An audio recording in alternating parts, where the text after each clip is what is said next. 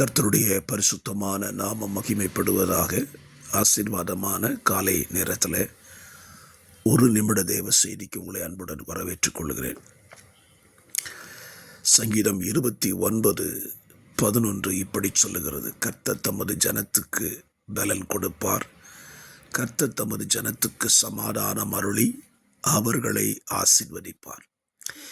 இந்த காலவேளையில் இந்த வசனம் நமக்கு சொல்லிக் கொடுக்கிற ஒரு உண்மை, நாம் தேவ ஜனமாய் இருப்போமானால், தேவ ஜனமாய் இருக்கிற நமக்கு 3 ஆசீர்வாதங்களை தருகிறார்.